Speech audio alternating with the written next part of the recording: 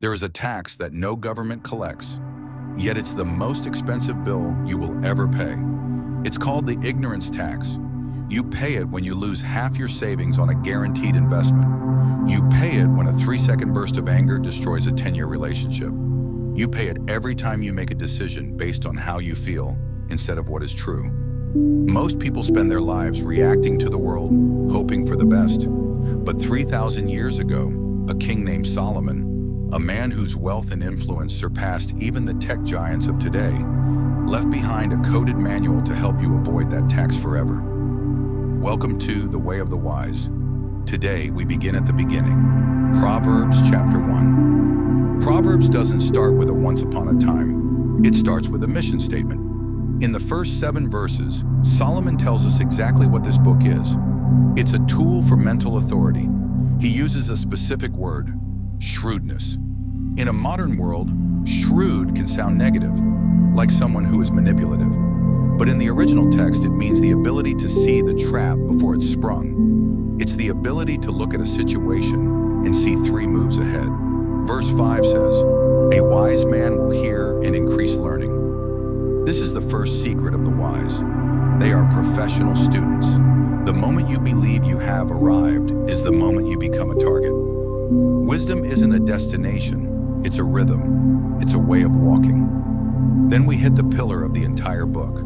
Verse 7, "The fear of the Lord is the beginning of knowledge, but fools despise wisdom and instruction." To the modern ear, fear sounds like terror, but think of it like the laws of physics. You don't live in terror of the ocean, but if you're wise, you have a deep respect for its power.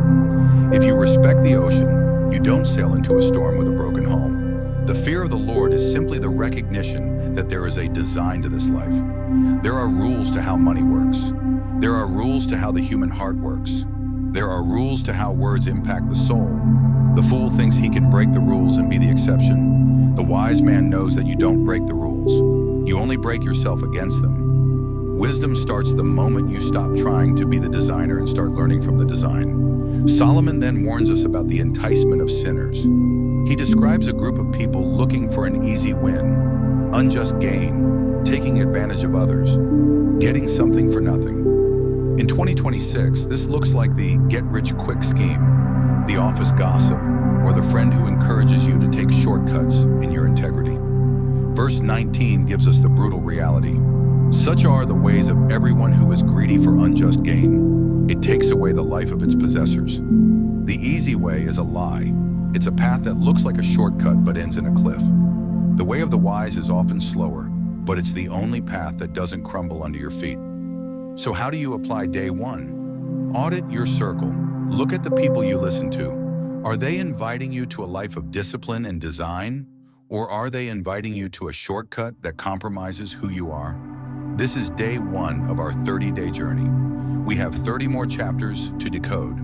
If you're ready to stop paying the ignorance tax and start building a life of mental authority, make sure to subscribe. Tomorrow we look at chapter 2, the shield. We'll discover how wisdom doesn't just make you smarter, it makes you untouchable. This is The Way of the Wise. We'll see you on the path.